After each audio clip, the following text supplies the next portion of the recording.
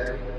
ಆ ಬದುಕನ್ನ ಗಮನದಲ್ಲಿ ಇಟ್ಕೊಂಡು ಸಾರ್ವಜನಿಕ ಜೀವನದಲ್ಲಿ ಮತ್ತು ಸಾರ್ವಜನಿಕ ರಸ್ತೆಗಳಲ್ಲಿ ಹೋಗ್ಬೇಕಾದ್ರೆ ಸ್ವಲ್ಪ ಗಮನ ಇಟ್ಕೊಂಡು ನೀವು ಚಾಲನೆ ಮಾಡಬೇಕಾಗುತ್ತೆ. ನಿಮ್ಮನ್ನೇ ನಂಬಿರ್ತಕ್ಕಂಥ ಶಾಲೆಯ ಅಧ್ಯಕ್ಷರಿರ್ಬೋದು, ಪ್ರಾಂಶುಪಾಲರಿರ್ಬೋದು, ನಿಮ್ಮನ್ನೇ ನಂಬಿರ್ತಕ್ಕಂಥ ಪೋಷಕರು, ಮಕ್ಕಳ ತಾಯಿ ತಂದೆಗಳಿರ್ಬೋದು, ಅವರು ನಿಮ್ಮ ಮೇಲೆ ಇಂಥ ಗಾಡಿಯಲ್ಲಿ ಹೋಗ್ತಾ ಇರ್ತಾರೆ ಅಂತ ಹೇಳ್ಬಿಟ್ಟು ಅವರು ನಿಮ್ಮ ಮೇಲೆ ನಂಬಿಕೆ ಇರುತ್ತೆ.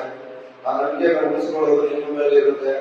ಸಾರ್ವಜನಿಕ ಜೀವನದಲ್ಲಿ ಡ್ರೈವರ್ ರಸ್ತೆಗೆ ಹೋಗ್ಬೇಕಾದ್ರೆ ಒಳ್ಳೆ ಚೆನ್ನಾಗಿ ಚಾಲನೆ ಮಾಡ್ತಾರೆ ಅನ್ನೋದು ಸಾರ್ವಜನಿಕ ಭ್ರಷ್ಟಾಚಾರಗಳಿಂದ ಪಬ್ಲಿಕ್ಸ್ ಹೇಳುವಂತ ಪರಿಸ್ಥಿತಿ ಆಗುತ್ತೆ. ನೀವು ಟಿಎಲ್ ಇಟ್ಕೋಬೇಕು, ಇನ್ಸೂರೆನ್ಸ್ ಇಟ್ಕೋಬೇಕು, ನಿಮ್ಮದು ಅವರದೆಲ್ಲ FC ಆಗಿರ್ಬೇಕು. ಗ್ರಾಚಾರ ಬರುತ್ತೆ, ಮನುಷ್ಯನಿಗೆ ಗ್ರಾಚಾರನೇ ಬರುತ್ತೆ. ಬಟ್ ಗ್ರಾಚಾರ ಬರುತ್ತೆ ಅಂತ ನಾವು ನೆಗ್ಲಿಜೆನ್ಸಿ ಏನಾದ್ರು ಆದ್ರೆ ಎಷ್ಟು ಜೀವಗಳು ಹೋಗ್ತಾವ. ನಿನ್ನೆ ಒಂದು ಸ್ಕೂಲ್ ಬ್ಯಾಗ್ ಬಳಕೆ ಟಿವಿಗಳೆಲ್ಲ ಬಂದ್ಬಿಡುತ್ತೆ. ಎಷ್ಟು ಮಕ್ಕಳೆಲ್ಲ ಎಲ್ಲ ಚಿಕ್ಕ ಚಿಕ್ಕ ಮಕ್ಕಳು ಇರ್ತವೆ. ಕಿವಿಗಳು ಇದು ಕಿಟಕಿಗಳಲ್ಲಿ ಹುಡುಗರು ನೀವೇ ನೋಡ್ಕೋಬೇಕು. ಅದಾವ ಕೈ ಕಿಕ್ಕೋದು, ಕೈಗೆ ತಲೆ ಕೊಟ್ಬಿಡೋದು, ಮಕ್ಕಳಿಗೆ ಆಯಾಸ ಜಿಲ್ಲೆ ಬರುತ್ತೆ.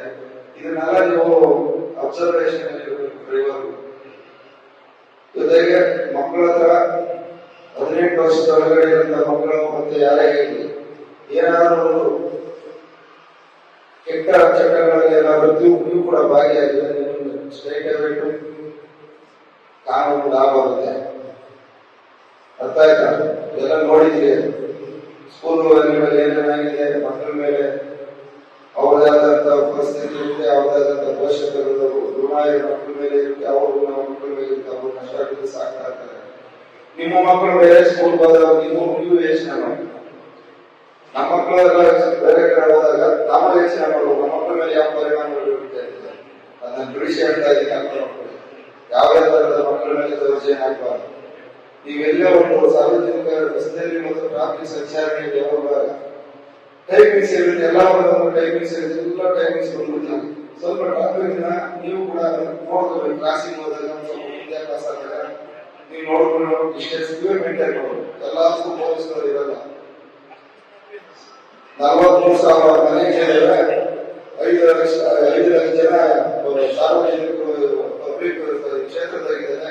230 ಜನ ಪೊಲೀಸರು. ಎಲ್ಲರಿಗೂ ನಾವು ಸೆಕ್ಯೂರಿಟಿ ಕೊಡಬೇಕಾಗುತ್ತೆ. ಸೆಕ್ಯೂರಿಟಿ ಕೊಡೋದು ಪ್ರೀತಿ, ವಿಶ್ವಾಸ ಮತ್ತು ನಮ್ಮ ಬಾಂಧವ್ಯದಾಗ ಫೋನ್ ಮುಖಾಂತರ ಮಾತ್ರ ಕಾನೂನಿಗೆ ನೋಡೋದ್ರಿಂದ ಸಹಾಯ ಮಾಡ್ತಾರಂತ ನಿಮ್ಮ ಮುಖಾಂತರ ನಮ್ಮ ಜಗಸ್ನೇಹಿ ಪೊಲೀಸರಾದಾಗ. ಅದ್ರ ಬಿಟ್ಟು ನೀವು ನಾವೇನೋ ಮಾಡ್ತೀವಿ, ಎಲ್ಲರೂ ಪೊಲೀಸರು ಬರ್ತಾರೆ, ಏನ್ ಮಾಡ್ತಾರೆ ಅಂತ ಆಗಲ್ಲ. ನೀವು ಕೂಡ ನಮ್ಮ ಜೊತೆ ಜೋಡಿಸ್ಬೇಕು. ನಾವು ನೀವು ಕೂಡ ಅನ್ಯೋನ್ಯತೆಯಿಂದ ಹೋಗೋದು. ಅಲ್ಲೆಲ್ಲ ಒಂದು ಕೃತ್ಯ ನಡೀತಾ ಇರ್ತದೆ, ದಾರಿಯಲ್ಲಿ ಹೋಗ್ತಾ ಇರ್ತೀವಿ, ಅಪಘಾತ ಆಗಿಬಿಟ್ಟಿರ್ತದೆ. ಮಕ್ಕಳನ್ನ ಕರ್ಕೊಂಡು ನಾವು ನಿಲ್ಸ್ಬಿಟ್ಟು ಏನಾಯ್ತು, ಯಾವ ಗಾಡಿ ಹೇಗಾಯ್ತು ಎಂತಾಯ್ತು ಅದನ್ನ ಆಡ್ಬಿಟ್ಟು ಮತ್ತೆ 112 ಫೋನ್ ಮಾಡೋದು ಕಾರ್ಯಕ್ರಮ ಇಟ್ಕೊಂಡು. ಇಲ್ಲಾಂದ್ರೆ ನೀವು ಮಾಡಲಿಲ್ಲ, ನಮ್ಗೆ ಯಾಕಂತಂದ್ರೆ ಹೇಳಿ 112 ಎಲ್ಲ ಆಗ್ತದೆ. ಗೌಪ್ಯತೆಯಲ್ಲಿ ಇರ್ತಾರೆ. ನಾವಿಂತ ನಂಬರ್ ಮಾಡಿದೀವಿ, ಸರಿತ ಆಗಿದೆ, ಅಪಘಾತ ಆಗಿದೆ. ಇಲ್ಲ ಯಾವುದೋ ಒಂದು ಹೆಣ್ಣು ಮಕ್ಕಳ ಮೇಲೆ ಬಸ್ ಸ್ಟಾಂಡ್ ಒಯ್ಯರ್ ವೃತ್ತರು ಇರ್ತಾರೆ, ಆಕಸ್ಮಿಕ ಒಯ್ಯರ್ ವೃತ್ತರು ಇರ್ತಾರೆ.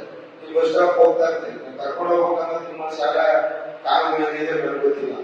ಏನಾದ್ರು ಆಕಸ್ಮಿಕ ಒಯ್ಯರ್ ವೃತ್ತರು ಬಂದಾಗ ಕರ್ಕೊಂಡು ಹೋಗೋದು ಧರ್ಮ ಅಂತ ನನ್ನ ಭಾವನೆ. ಬಟ್ ನಿಮ್ಮ ಶಾಲಾ ಇಲಾಖೆ ಮಾಲೀಕರು ಏನ್ ಹೇಳ್ತಾರೋ ಪ್ರಾಂಶುಪಾಲರು ಪಾಲನೆ ಮಾಡಿ. ಜೊತೆಗೆ ನೀವು ನಿಮ್ಮ ಮಕ್ಕಳನ್ನು ಕೂಡ